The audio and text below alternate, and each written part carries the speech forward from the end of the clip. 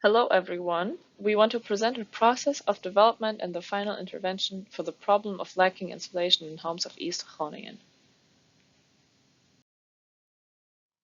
The government experiences downsides due to a lack of insulated homes. First of all, this becomes a problem for reaching the climate goals by 2050, as non-insulated houses produce more emissions. This is because generated heat can disappear through non-insulated walls, roofs, and floors, thereby requiring more energy due to increased heating. Second, an increasing number of insulated houses is required in order to set the path for future green initiatives regarding energy provision, such as the Warmtenet in Groningen. Not only the government, but individuals experience downsides as well from living in uninsulated houses. The main problem for these individuals are higher energy bills due to poorly insulated houses. With increasing gas prices, energy poverty poses a risk for more and more low-income households. This is also the case for Eastern Groningen, where the socioeconomic status and income tends to be lower. For these people, high energy bills can lead to financial problems, thereby pushing them towards a negative energy spiral. Additionally, missing insulation is related to various health problems such as respiratory problems. Our intervention targets homeowners in East Groningen due to a low rate of insulated houses. Our target group is also at the risk of energy poverty, as many have a low income.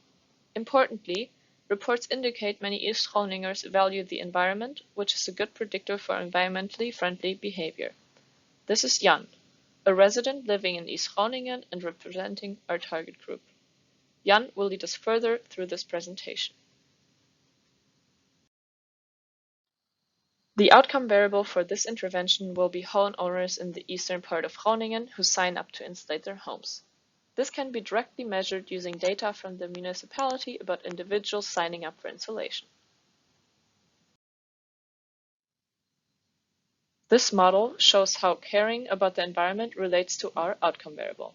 People who care about the environment often see themselves as environmentally friendly and are therefore more likely to sign up for insulation. Although Jan cares about the environment, he is not insulating his home. A possible explanation is that Jan may doubt if he is capable to sign up for insulating his home. This is called self-efficacy. Jan might feel overwhelmed by this task or think he cannot do it. Signing up may be a difficult challenge for Jan, which makes him focused on obstacles he may encounter, like funding and getting in contact with the right people. Seeing signing up for insulation as a source of stress weakens Jan's commitment to insulate. Here you can see how self-efficacy can increase signing up for insulation. Furthermore, Jan knows that insulating costs a lot of money, time and effort. However, he does not know exactly how he would benefit from insulating his house, how much lower his energy bills would be.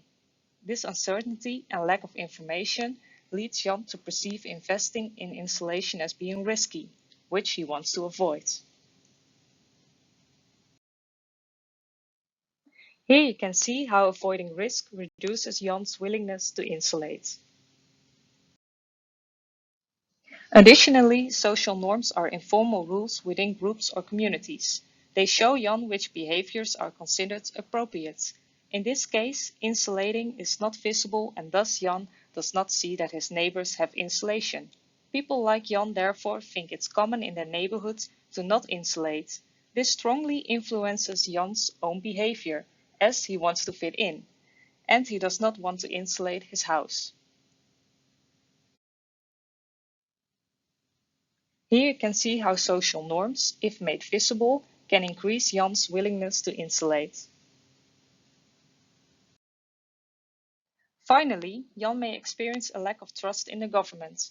Recently, he experienced a few conflicts between the government and his neighborhoods, such as the wind park N33 and the gas extractions causing anger in residents. We expected that a lack of trust in government will cause Jan to ignore institutional help to insulate his home.